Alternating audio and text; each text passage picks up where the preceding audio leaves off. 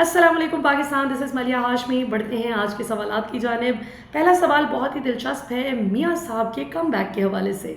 सवाल के अल्फाज कुछ यूँ हैं कि आप नवाज़ शरीफ के कम बैक को किस तरह से देखती हैं, और जो बिजली सार्फिन को उन्होंने जो है रिलीफ का ऐलान किया है उसको आप किस तरह से देखती हैं। क्या मियाँ साहब को लगता है कि इलेक्शन करीब है? जी नहीं, मेरी नज़र में मियाँ साहब को ये लगता है कि अब अवामी एहतसाब करीब है। इलेक्शन इनके लिए कोई मानी नहीं रखता। 8 फरवरी को जो इलेक्शन का मजाक बना दिया इन्होंने, उसके बाद इलेक्शन अब इनके लिए कोई बात नहीं रह गई। पहले फिर भी इलेक्शन के नाम से सियासतदान सोचा करते थे कि अवाम अगर हमें वोट ना दे तो हमारा क्या बनेगा, लेकिन इस दफ़ा इन्होंने एक इलेक्शन 8 फरवरी को हुआ, एक इन्होंने जो री इलेक्शन अपनी धांधली के ज़रिए फॉर्म 47 की जालसाजी जो की वो 9 फरवरी को की गई। तो 9 मई की आड़ में अपनी सियासत चमकाने के चक्कर में मुखालिफिन पे झूठे इल्ज़ाम लगाने वाले 9 फरवरी को अल्लाह की पकड़ में आ गए, और अब पाकिस्तानी अवाम इनको बड़ी अच्छी तरह से पहचान चुकी है। आपने पूछा कम बैक का, कितने और कम बैक करने हैं मियाँ साहब ने, कितनी बार ये ऐसा चला हुआ कारतूस बन चुके हैं मियाँ साहब। अनफॉर्चुनेटली मुझे अफसोस है कि इस मुल्क के 3 मरतबा वज़ीर आज़म रह चुकने वाली शख्सियत के बारे में इस तरह की जो है अब सिचुएशन बन चुकी है और इनके अपने हाथों से बनी है कि जिसमें अब अवाम समझती है कि ये ऐसा चला हुआ कारतूस है कि जिसको बार बार चलाने वाले शायद अभी भी उनको कोई उम्मीद बाकी हो कि नैरेटिव बनाने के लिए मियाँ साहब का चेहरा दिखा के फिर शहबाज शरीफ साहब को ले आए।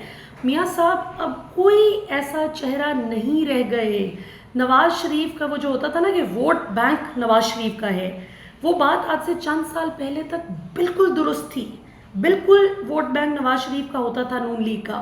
शहबाज शरीफ का वोट बैंक नहीं था। लेकिन अब सूरत हाल ये है कि नवाज़ शरीफ का वोट बैंक इस वक्त ज़मीन पोस हो चुका है। आप लाहौर में गुजरांवाला, फैसलाबाद, सियालकोट, शेखुपुरा, मुल्तान, आप पंजाब की जितनी भी बेल्ट है, सदर्न बेल्ट से लेके नॉर्थ पंजाब तक आप जाएं, सेंट्रल पंजाब आप देखें, वेस्ट पंजाब देखें, आपको कहीं पे भी अब नवाज़ शरीफ का वोट बैंक नज़र नहीं आएगा। वो शहर जो बड़े मशहूर थे नवाज़ शरीफ के वोट बैंक के हवाले से, एंड राइटली सो, एक टाइम था मियाँ साहब का बड़ा वोट बैंक हुआ करता था, क्योंकि जाहिर है बिज़नेस कम्युनिटी को ये लगता था कि मियाँ साहब अगर खुद टैक्स नहीं देते तो कोई बात नहीं, खाता है तो खिलाता भी है, हमें भी टैक्स देने पे नहीं मजबूर करते। उसके बाद बिज़नेस कम्युनिटी ने ये देखा कि सिर्फ टैक्स चोरी ही बिज़नेस को फ़रोग़ देने का तरीका नहीं है। इमरान खान दौर जब आया तो उसमें जब बिज़नेस कम्युनिटी ने ये देखा कि हमारी एक्सपोर्ट्स जो थी वो रिकॉर्ड हाई चली गई, हमारा टेक्सटाइल सेक्टर बूम कर रहा था फैसलाबाद में, इसलिए आज नवाज़ शरीफ को वोट नहीं पड़ता। बेशक इस दफ़ा चूँकि ज़ाहिर है इस्टेब्लिशमेंट का सारा झुकाव नून लीग की जानिब था, एक माहौल बनाया गया था, निज़ाम पूरा नून लीग के साथ खड़ा था। इस पर पाकिस्तानी अवाम ने बहुत होशियारी से लाहौर, गुजरांवाला, फैसलाबाद, सियालकोट, बहुत सी जगहों पे लोगों ने शेर शेर के नारे लगाते हुए पोलिंग स्टेशन पे जाके ठप्पे ढूंढ ढूंढ के इमरान खान के हिमायत याफ्ता उम्मीदवारों को लगाए। सो ऐसा नतीजा मियाँ साहब को क्यों देखने को मिला, क्यों फेस करना पड़ा? क्योंकि लोग समझ चुके हैं कि असल तरक्की टैक्स चोरी में नहीं है, असल तरक्की पाकिस्तान की एक्सपोर्ट्स बढ़ाने में है, रोज़गार के मौके जनरेट करने में है, इस मुल्क की सालमियत और ख़ुददारी पे मेहनत करने पे है। तो इस वक्त पूरा पाकिस्तान, बिलखुसूस खैबर पख्तूनख्वा के बाद सबसे ज़्यादा अगर किसी सूबे में आपको सपोर्ट नज़र आएगी इमरान खान के लिए तो वो पंजाब है, और फिर सिंध भी किसी से कम नहीं। जो भी रैलीज़ वगैरह निकलती हैं, पंजाब में इतने लोग नहीं निकलते रैलीज़ में जितने सिंध में निकल आते हैं। तो इस वक्त पीपल्स पार्टी और नून लीग जो परेशान है, ये इनको अगले इलेक्शन की फ़िक्र नहीं है, इनको अवामी एहतसाब का डर है। इलेक्शन तो जब भी हुआ इन्हें पता है कि हम कागज़ मैनेज करने इधर उधर हम कर लेंगे, इलेक्ट्रॉनिक वोटिंग मशीन इसीलिए नहीं आने दे रहे थे कि कहीं ट्रांसपेरेंसी ना इंश्योर हो जाए इलेक्ट्रल प्रोसेस की। लेकिन असल जो इनको टेंशन है वो ये है कि हमसाए मुल्क बांग्लादेश में जिस तरह से अवामी शऊर अपने उरूज पे पहुँचा, और जिस तरह से आप देखें कि सड़कों पर वो फिर रिजेंटमेंट नज़र आई, तो इनको ये खदशा है कि किसी दिन पाकिस्तान में भी इस किस्म की रिजेंटमेंट जो है वो नज़र ना आ जाए। तो मियाँ साहब का जो बार बार ऐसा, मियाँ साहब रॉकेट लॉन्चर बन चुके हैं जो फेल हो चुका है कई बार, लेकिन फिर वही बार बार उनको उनका जो कम बैक बना के पेश किया जाता है मीडिया पे, कि जाहिर है मीडिया आपको पता है उसका फ्यूल पैसा है, इश्तिहारात हैं। तो ज़ाहिर है कि वो झूठी मूठी तारीफ़ें तो करते हैं, लेकिन उस कम बैक की कोई हकीकत नहीं। और दोबारा से मियाँ साहब ने मुझे क्यों निकाला का जो नैरेटिव जो है उसका ढोल पीटा है, तो वो भी बड़ा मज़ाक़ा खेज़ है कि एक तरफ नवाज़ शरीफ हैं जो अभी तक पूछ रहे हैं मुझे क्यों निकाला, मुझे क्यों निकाला। भाई आप लंदन फ्लैट्स की रसीदें नहीं दे सके, इस्टेब्लिशमेंट उस वक्त आपके हक में थी या आपके ख़िलाफ़ थी, ये दैट्स इररेलेवेंट। आपकी मनी ट्रेल की डिबेट में इस्टेब्लिशमेंट कहीं से नहीं आती। आप बता देते कि लंदन फ्लैट्स कहाँ से लिए, कहाँ से ये असासाजात आपने बनाए, एसेट्स बियॉन्ड मीन्स का मामला आपका क्यों बना, आपको ये जवाब देना था। आप जनरल फैज़, जनरल बाजवा, जनरल इरफान, इनके नाम ले लेकर आप लोग जिस तरह से हमलावर होते थे, अब तो अल्लाह के फजल से खुल के चीज़ें सामने आ रही हैं कि जनरल फैज़ और जनरल बाजवा असल में किसके साथ जो मिले हुए थे और किसको क्या बातचीत की जा रही थी। जनरल फैज़ किस जमात को कहते थे कि आप मुझे मौका दें आर्मी चीफ बनने का तो मैं पीटीआई के टुकड़े टुकड़े कर दूंगा। तो अब तो सब कुछ क्रिस्टल क्लियर है, मियाँ साहब का हर बयानिया ज़मीन बोस हो गया। दूसरा सवाल जी हमाद अज़हर के रेजिग्नेशन के हवाले से है, क्या ये पीटीआई का रूटीन मैटर है जो आपस की लड़ाइयाँ या इससे ज़्यादा कुछ है? जी बिल्कुल, ये रूटीन मैटर है, आपस की लड़ाइयाँ। देखें शेर अफजल मरवत के हवाले से कितनी बातें थीं, पार्टी से निकाल दिया, ऐसे कर दिया, वैसे कर दिया। अब शेर अफजल मरवत का जो है वो बिल्कुल गेम ख़त्म हो गई। हमें भी इस हवाले से सवाल आता है, हमने उसका जवाब भी दिया जो भी उस वक्त के हिसाब से ज़ाहिर है कि जहन में बनती थी बात। लेकिन एक बात मैं बार बार कहती थी, जो सेंस बनती थी एक ही बात की, कि जब तक इमरान खान जेल से बाहर आके ख़ुद फैसला नहीं करते और अवाम उनके मुंह से कोई फैसला नहीं सुनती, तब तक हवाई बातों पे लोग यकीन नहीं करेंगे। तो आप देखें कि कल शेर अफजल मरवत का भी सारा मामला इमरान खान साहब के साथ क्लियर हो गया और अब वो जो एहतजाजी तहरीक है उन्होंने फरमाइश की है खान साहब से कि मैं उसको लीड करूँगा और अगर कोई नताइज 9 मई टाइप निकलते हैं उसकी मुकम्मल ज़िम्मेदारी मेरी होगी। तो इससे साबित हुआ कि इनकी जो आपस की लड़ाइयाँ होती हैं, एक दूसरे की टांग खींच रहे, दूसरा पहले की खींच रहा है, ये सब आपस के रूटीन मैटर्स हैं, इनको मैं इतना सीरियसली नहीं लेती। तीसरा जी KP cabinet member Shakeel Khan ने रिज़ाइन कर दिया है अपनी पोजीशन से, इसको आप किस तरह से देखती हैं? ये तो पीटीआई के ओरिजिनल जो आइडियोलॉजिकल वर्कर्स थे वो क्या खैबर पख्तूनख्वा में पीटीआई गवर्नेंस के साथ मिलकर नहीं चल रहे? ये क्या? जो मुझे आपके सवाल की जस्ट समझ आ रही है वो ये कि शकील खान के अरेस्ट को आप ये पूछना चाह रहे हैं कि भाई ये क्या ये सेटबैक है कि आइडियोलॉजिकल वर्कर्स पीछे जा रहे हैं और वो खुश नहीं है केपी में पीटीआई की परफॉर्मेंस से। देखिए मेरा नहीं ख्याल कि ऐसा मामला है। ये भी आपके दूसरे सवाल की तरह जिस तरह हमाद अज़हर की बात हुई, यहाँ पे भी मामला यही है कि आपस की लड़ाइयाँ, पीटीआई की इनफाइटिंग, आपस की जो पार्टी के मामलात हैं, तो इसको भी मैं बहुत सीरियसली नहीं लेती। भले वो पंजाब में हो, सिंध में हो, खैबर पख्तूनख्वा में हो या बलूचिस्तान में हो, इनकी ज़ाहिर तंजीमी कमज़ोरियाँ तो अपनी जगह हैं, जिनको खान साहब जब निकलते हैं अडयाला से तो ज़ाहिर इनको एड्रेस करने की ज़रूरत है और वो आई एम श्योर करेंगे भी, उस पर काफ़ी रिफ्लेक्ट करने का उनको टाइम भी मिला होगा।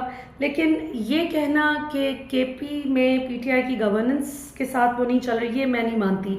इसलिए कि केपी में जहाँ सेहत कार्ड पिछली हुकूमत 10 लाख रुपए तक दे रही थी हर ख़ानदान को, आज वो सेहत कार्ड 20 लाख रुपए तक चला गया है। तालीम कार्ड का इजरा कर दिया गया है और मुज़म्मिल असलम जो हैं जिनको ख़जाने पे बिठाया है इमरान खान ने, वो बहुत ईमानदारी से मैंने सुना अपना काम कर रहे हैं और कोई केपी गवर्नमेंट में हेर फेर जो है वो कम अज़ कम अपनी सुपरविजन में कुछ भी ऐसा नहीं होने दे रहे, विच इज़ वेरी गुड। तो मैं तो समझती हूँ कि बड़ा अच्छा रिव्यू और फीडबैक आ रहा है केपी से पीटीआई की गवर्नेंस का। अलबत्ता अली अमीन गंडापुर साहब के हवाले से ज़ाहिर बहुत से लोगों को रिजर्वेशंस रहती हैं, वो बहरहाल फिर हम किसी प्रोग्राम में तफसील से उस पर बात करेंगे कि वो रिजर्वेशंस किस हद तक दुरुस्त हैं और किस हद तक वो एग्जैजरेटेड है। आपने अपनी एक ट्वीट में कुछ दिन पहले कहा था कि खान साहब जल्दी ही जेल से बाहर आ रहे हैं। Do you still feel the same? General Faiz की अरेस्ट के बाद भी आपको ये लगता है? देखिए जनरल फैज़ की अरेस्ट का इमरान खान के केस के साथ कोई ताल्लुक़ नहीं है। इमरान खान पे बनाए गए 200 जाली केसेस का जनरल फैज़ की अरेस्ट से एक भी केस का कोई ताल्लुक़ नहीं है, दूर दूर तक। जनरल फैज़ की अरेस्ट हार्ड कोर इंटरनल मामला है पाकिस्तान की फ़ौज का, ये इदारे का मामला है और ये बड़ी खुशी की बात है कि अगर इदारे के अंदर एहतसाब शुरू हुआ है, अब सिर्फ जनरल फैज़ पे ये मामला ख़त्म ना हो, क्योंकि करप्शन के इल्ज़ामात या अपने ओहदे का नाजायज़ इस्तेमाल करने की कोशिश करना, रियासती वसाइल को नाजायज़ इस्तेमाल करने के जो इल्ज़ामात हैं, ये तो बहुत से लोगों पे लगे हैं। तो मैं उम्मीद करती हूँ कि उन सब की तहकीकात होंगी और जो भी अपने हलफ की खिलाफ वर्जी करने का मुर्तकिब पाया गया उन सबको कैफरे किरदार तक पहुँचाया जाएगा। सिर्फ जनरल फैज़ पे एहतसाब ख़त्म नहीं होना चाहिए, ये एहतसाब फिर लंबी लाइन जो है जहाँ जहाँ चाहे अदलिया में किसी पे इल्ज़ाम है, चाहे फ़ौज में किसी पे इल्ज़ाम है, चाहे सियासतदानों में से किसी पे इल्ज़ाम है, चाहे सिविल ब्यूरोक्रेसी पे इल्ज़ाम है, जो भी इन इल्ज़ामात को फेस कर रहा है उसकी इंक्वायरी, उसकी तफ्तीश तहकीक की जाए और फिर जो इसका मुर्तकिब पाया जाता है एक्चुअली जिसने अपने ओथ की खिलाफ वर्जी की है उसको सज़ा दी जाए। तो मैं इमरान खान की अरेस्ट जो है और जनरल फैज़ की अरेस्ट इनको बिल्कुल भी को रिलेटेड नहीं देखती।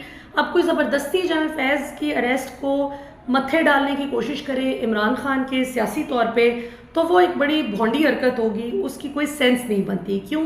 क्योंकि इमरान खान जिस वक्त वज़ीर आज़म थे तो बतौर ISI के सरबराह जनरल फैज़ ने ज़ाहिर है कि वज़ीर आज़म के साथ मिल के चलना था, वज़ीर आज़म ने उनके साथ मिल के चलना था। वज़ीर आज़म से ज़्यादा जो रेलेवेंस बनती है जनरल फैज़ की इंक्वायरी में और अगर आप कहीं पे को रिलेशन इसका ढूंढें तो वो जनरल बाजवा से जाके कड़ियाँ मिलती हैं क्योंकि वो आर्मी चीफ थे उस वक्त के। आर्मी चीफ के साथ ज़्यादा जो है रिलेटेड होता है आपका DGI जो भी हो उस ओहदे पे, जनरल फैज़ हो या अभी नदीम अंजुम साहब हैं, वो वज़ीर आज़म से ज़्यादा उनकी कोऑर्डिनेशन चीफ के साथ हो रही होती है। तो अगर आपने जनरल फैज़ के मामले की तहकीक करनी है और उनकी तह तक पहुंचना है तो आई बिलीव आपको जनरल बाजवा को भी इस सारी तफ्तीश और इंक्वायरी में शामिल करना होगा ताकि आप मुकम्मल तौर पे सही हक़ाइक़ आपके सामने आ सकें। ये नहीं हो सकता कि आप खाली जनरल फैज़ की इंक्वायरी करें और जनरल बाजवा से कोई पूछ गिछ ना हो, उनसे भी पूछा जाए। ख्वाजा आसिफ जो कहते हैं कि हमें इमरान खान की हुकूमत आए हुए अभी साल पूरा नहीं हुआ था तो हमें 2019 के गालिबन अगस्त में कि जून में 2019 में ही किसी महीने में बकौल ख्वाजा आसिफ के जनरल फैज़ और जनरल बाजवा जो थे वो कहते थे हम तंग आ गए हैं, we have had enough of him और हम जो है आप बताएं अगर आप हुकूमत में आना चाहते हैं। ये सबसे बड़ी खिलाफ वर्जी है उनके हलफ की। तो मेरा ख्याल है कि उसकी सबसे पहले आप तफ्तीश करें, उसके बाद सारी कड़ियाँ आपस में मिल जाएंगी इंशाल्लाह। और हो सकता है जनरल फैज़ की अगर आप मुकम्मल इंक्वायरी कर लें तो आपको पता चले कि इमरान खान मुजरिम नहीं एक्चुअली अग्रीव्ड पार्टी हैं, इमरान खान पे जुल्म किया गया है। ये बहरहाल ये बड़ी अब जब क्या कहते हैं बात खुलेगी तो दूर तलक जाएगी। तो इसकी इंक्वायरी आई होप इंशाल्लाह मुकम्मल तौर पर हो और जनरल बाजवा को इसमें शामिल तफ्तीश किया जाए, ख्वाजा आसिफ को भी बुलाया जाए, नून लीग के वो तमाम रहनुमा इस तफ्तीश में शामिल किए जाएँ जो कहते थे कि हमें जनरल फैज़ जनरल बाजवा कहते थे कि आप अगर आना चाहते हैं तो आ जाएं, या जनरल फैज़ अगर ये कहते थे नून लीग को कि मुझे आर्मी चीफ बनाए तो मैं PTI के टुकड़े टुकड़े करूँगा। आप होते कौन है किसी भी एक सियासी जमात के ख़िलाफ़ दूसरी के साथ मिलने वाले? तो इन बातों ये ज़ाहिर है क्लियर कट इनकी वायलेशन है अपने ओथ की, तो इस पर इनकी तफ्तीश करें। ये टॉप सिटी और ये सोना चांदी ये सेकेंडरी चीज़ें सानवी हैं, असल चीज़ है कि आपके मुल्क के आइन के साथ जिसने खिलवाड़ की है उसका पता लगना चाहिए। अभी तक के लिए इतना ही। पाकिस्तान हमेशा जिंदाबाद।